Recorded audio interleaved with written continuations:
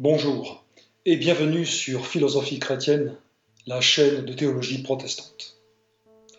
Aujourd'hui, nous abordons la question de la Trinité. La doctrine de la Trinité, ou triunité, est emblématique de la théologie chrétienne et fait partie des éléments de la tradition repris largement à la Réformation protestante. Nous présentons ici des éléments bibliques et conceptuels permettant de reconstituer un exposé synthétique de cette pierre de touche du christianisme, en adoptant un point de vue dynamique qui fait la part belle à une théologie de l'esprit. Théologie trinitaire et christologie. Concevoir une triunité pour comprendre le Christ. Les chrétiens ont confessé assez tôt la divinité de Jésus-Christ, en reprenant notamment les affirmations de l'Écriture qui font de lui le Fils de Dieu. L'une d'entre elles, fort célèbre, se trouve dans l'Évangile selon Matthieu. Jésus, étant arrivé dans le territoire de Césarée de Philippe, demande à ses disciples : « Qui dit-on que je suis, moi, le Fils de l'homme » Ils répondirent : « Les uns disent que tu es Jean-Baptiste, les autres Élie, les autres Jérémie ou l'un des prophètes. Et vous, leur dit-il, qui dites-vous que je suis ? Simon-Pierre répondit : Tu es le Christ, le Fils du Dieu vivant. Jésus, reprenant la parole, lui dit : Tu es heureux, Simon, fils de Jonas, car ce ne sont pas la chair et le sang qui t'ont révélé cela, mais c'est mon Père qui est dans les cieux. Ainsi, selon les dires même du Christ, le confesser comme Fils de Dieu relève d'une réception de la révélation même de Dieu quant à son identité. Mais comment penser cette affirmation ? Comment Dieu, qui est esprit, peut-il avoir un fils ? Comme nous le verrons, la réponse consiste à attribuer avec l'Évangile selon Jean la divinité à Jésus-Christ lui-même. Or, pour donner un sens à cette divinité, sans nuire à l'unicité et à l'identité du Dieu chrétien, et sans identifier Jésus-Christ à celui que l'Écriture appelle le Père, les théologiens de l'Antiquité ont inventé et développé le concept de Trinité ou triunité. Cette idée, qui se résume succinctement selon la formule « Dieu est un et subsiste en trois personnes », a en effet émergé initialement de considérations christologiques, c'est-à-dire ayant trait à la doctrine ou au dogme complexe du Christ, traité lors des conciles de Nicée I, où est affirmée la divinité du Fils, et de Chalcédoine, où est conceptualisée la double nature de Jésus-Christ.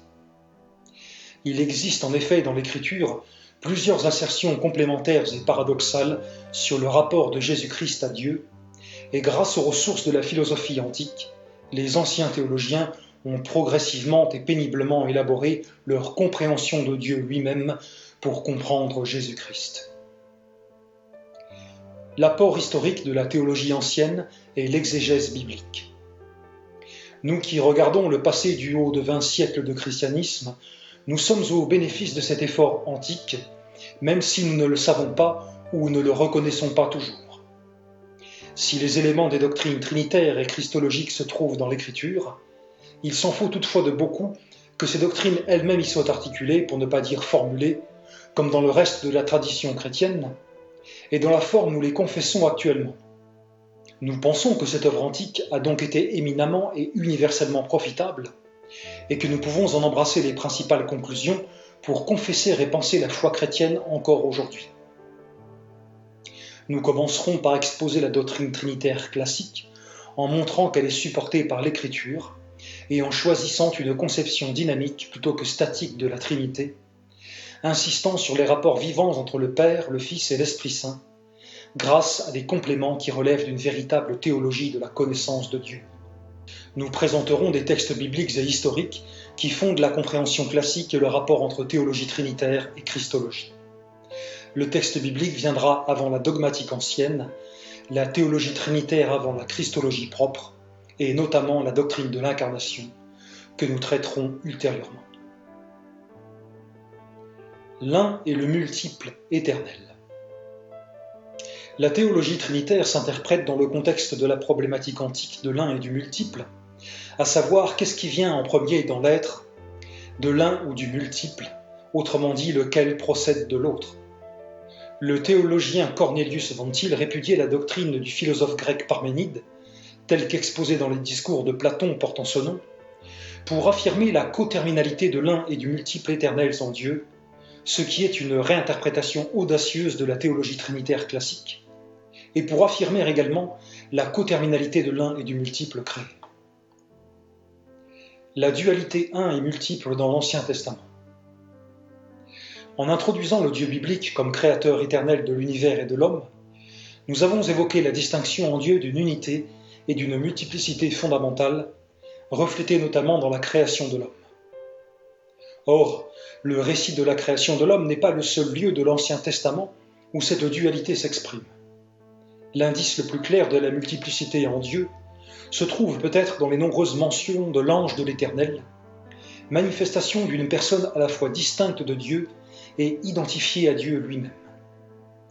Cette entité intervient par exemple à plusieurs reprises dans la vie d'Abraham et de ses proches, notamment en Genèse 22, 11 pour arrêter la main d'Abraham qui s'apprêtait à sacrifier son fils Isaac.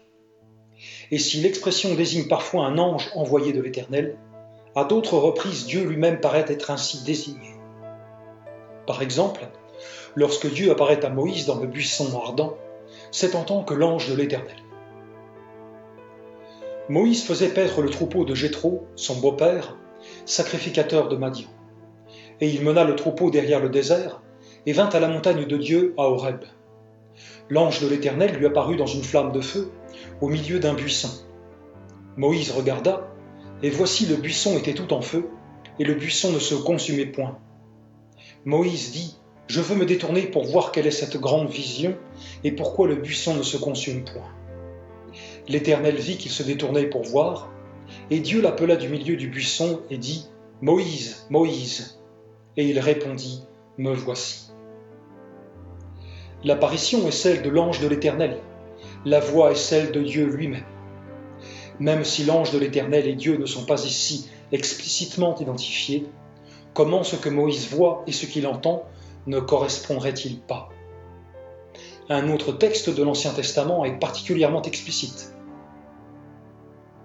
Puis vint l'ange de l'Éternel, et il s'assit sous le térébinthe d'Ophra, qui appartenait à Joas de la famille d'Abiézer.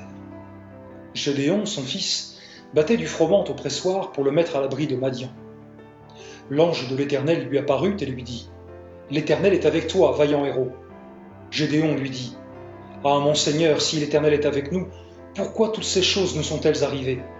Et où sont tous ces prodiges que nos pères nous racontent quand ils crient, « L'Éternel ne nous a-t-il pas fait monter hors d'Égypte ?» Maintenant l'Éternel nous abandonne, et il nous livre entre les mains de Madian. L'Éternel se tourna vers lui et dit, « Va avec cette force que tu as, et délivre Israël de la main de Madian. N'est-ce pas moi qui t'envoie ?» À nouveau, l'ange de l'Éternel, qui s'adresse à Gédéon dans une apparition, est identifié à l'Éternel lui-même. Ainsi, les anciens Israélites étaient familiers de ce genre d'expression de la multiplicité intrinsèque à la divinité, suggérée dès le récit de la création et déclinée dans ce type d'allusion. La dualité un multiple dans le Nouveau Testament. Le Logos. Cette dualité de l'un et du multiple en Dieu est reprise de manière plus claire et plus explicite dans le Nouveau Testament. Le texte fondamental que nous convoquons à cet égard se trouve au prologue de l'Évangile selon Jean. Au commencement était le Logos, et le Logos était avec Dieu, et le Logos était Dieu. Il était au commencement avec Dieu. Toutes choses ont été faites par lui, et rien de ce qui a été fait n'a été fait sans lui. Nous avons préféré traduire le grec hologos par le logos plutôt que la parole, pour ne pas prendre d'option trop forte quant au sens à donner à ce mot, et parce que le logos est un concept philosophique et théologique essentiel que nous voulons conserver et réinvestir. Le 4e évangile s'ouvre sur une reprise chrétienne évidente du récit de la Genèse biblique. Alors que Dieu a créé le monde par sa parole, expression de sa volonté, l'apôtre réinterprète cette tradition en faisant du Logos, au verset 3, l'agent de la création, le vecteur de la parole divine. Ce faisant, il introduit un moyen terme entre Dieu et l'univers créé, ce Logos dont il nous précise à la fois au verset 1 et 2. Premièrement, qu'il était avec Dieu ou auprès de Dieu, ce qui le distingue de Dieu en le situant par rapport à celui-ci, à l'aide d'un verbe à l'imparfait qui exprime donc une continuité, ici un état permanent. Deuxièmement, qu'il était Dieu, avec une inversion de la syntaxe, littéralement c'est Dieu qu'était le logos, selon une construction qui place typiquement l'emphase sur l'attribut, ici Dieu, pour insister sur l'identité du logos avec Dieu. Troisièmement, qu'il était au commencement avec Dieu, et donc qu'il préexistait à la création de toutes choses, qui d'ailleurs ont été faites par lui, comme on lit au verset 3. L'apôtre Jean nous présente ainsi Jésus-Christ à travers le Logos, agent de la création du monde et préexistant à toutes choses, assimilé à Dieu lui-même et pourtant distinct de lui. Dans ce schéma métaphysique, on a l'affirmation d'une contradiction apparente, ce qu'on appelle un paradoxe. Si le Logos était auprès de Dieu, c'est qu'il était distinct de Dieu. Si le Logos était Dieu, c'est qu'il ne s'en distinguait pas. Comme pour tous les paradoxes, la résolution de celui-ci procède d'un approfondissement de la réflexion à propos des concepts impliqués, laquelle repose sur l'exégèse d'autres textes bibliques, dont plusieurs sont dans le même évangile, et sur la créativité philosophique, laquelle s'inscrit irrémédiablement en dehors du texte biblique stricto sensu. Le Père et le Fils. Si le prologue de l'évangile selon Jean nous amène à distinguer paradoxalement entre Dieu et Dieu, avec l'introduction du Logos, le même texte introduit un premier élément de solution au paradoxe soulevé, en distinguant en Dieu deux modalités distinctes. Le Logos a été fait chair, et il a habité parmi nous, plein de grâce et de vérité. Et nous avons contemplé sa gloire, une gloire comme la gloire du Fils unique venu du Père. Jean lui a rendu témoignage et s'est écrié « C'est celui dont j'ai dit, celui qui vient après moi m'a précédé, car il était avant moi. » Et nous avons tous reçu de sa plénitude, et grâce pour grâce. Car la loi a été donnée par Moïse, la grâce et la vérité sont venues par Jésus-Christ. Personne n'a jamais vu Dieu, le Fils unique, qui est dans le sein du Père, et celui qui l'a fait connaître. Ces paroles inoubliables introduisent une transformation du langage utilisé. Le Logos, réalité métaphysique, agent de la création du monde et de la sustention de l'univers, est devenu un homme, comme nous lisons au verset 14. Nous y reviendrons quand nous traiterons de l'incarnation. Cet homme a manifesté la gloire du Fils unique venu du Père, et il est précisément Jésus-Christ, comme nous lisons au verset 17, qui a fait connaître Dieu en tant que Fils unique qui est dans le sein du Père. C'est en distinguant en Dieu entre un Père et un Fils que le paradoxe doit donc être résolu. Le Logos ou Fils était auprès de Dieu comme étant dans le sein du Père. Il était lui-même Dieu comme étant son Fils unique qui est dans son sein. Autrement dit, Dieu est Père et possède un Fils en lui-même qui est aussi Dieu. Cette reformulation de la pensée johannique ne nous fournit toujours pas des concepts avec lesquels former une théorie de Dieu. Mais en assemblant divers éléments du texte, elle introduit l'idée qu'il existe en Dieu une structure complexe, laquelle permet de rendre compte des assertions sur le Logos, et qui nous est révélée ici pour que nous puissions comprendre Jésus-Christ et son rapport à Dieu et à nous-mêmes. Ici, nous devrions, pour aller plus loin, introduire un concept pour penser cette structure de la divinité, et c'est le chemin qu'a suivi l'ancienne théologie conciliaire. En suivant pour l'instant le célèbre théologien suisse Karl Barth, nous pourrions nous contenter de parler de modalité.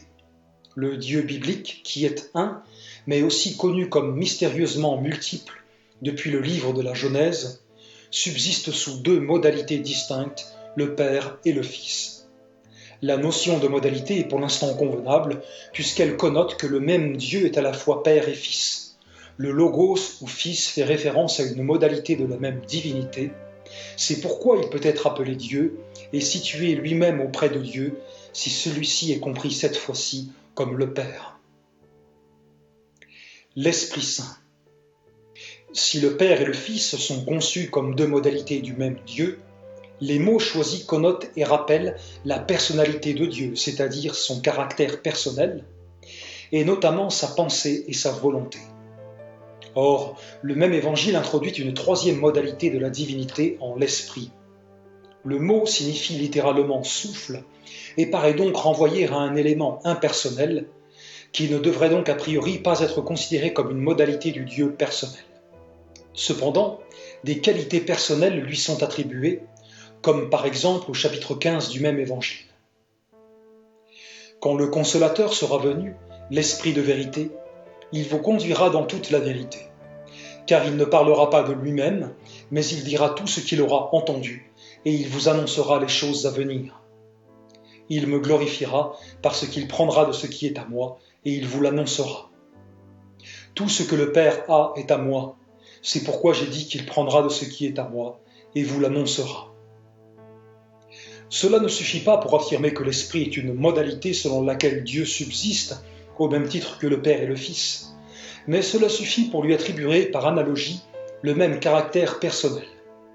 On discerne ici en l'Esprit une intention, une volonté, une expression, une action centrée. L'identification de l'Esprit comme une troisième modalité en Dieu repose également sur d'autres textes fondamentaux, dont le principal, que nous trouvons dans la première épître de Paul aux Corinthiens, nous permet d'articuler les concepts distincts de Logos et de Fils. Comme il est écrit, ce sont des choses que l'œil n'a point vues, que l'oreille n'a point entendues, et qui ne sont point montées au cœur de l'homme, des choses que Dieu a préparées pour ceux qui l'aiment. Dieu nous les a révélées par l'Esprit, car l'Esprit sonde tout, même les profondeurs de Dieu. Lequel des hommes, en effet, connaît les choses de l'homme, si ce n'est l'Esprit de l'homme qui est en lui? De même, personne ne connaît les choses de Dieu, si ce n'est l'Esprit de Dieu. L'Esprit est pensé par l'apôtre Paul ici comme autonome, sondant tout ce qui est en Dieu et révélant aux hommes ce qui relève de sa connaissance. Il est celui qui connaît Dieu dans ses profondeurs, puisqu'il le sonde, et n'est donc pas une simple force qui émane de Dieu.